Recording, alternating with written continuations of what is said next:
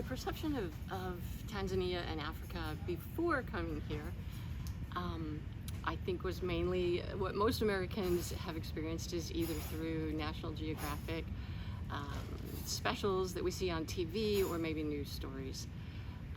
So while the landscape is similar to what we've seen in those specials and on TV, the difference of being here in person, seeing it like in 3D, hearing the sounds, the sights, the actual movement of the animals, and the kindness of the people.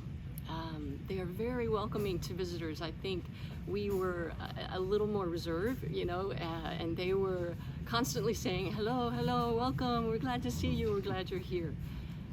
That was unexpected.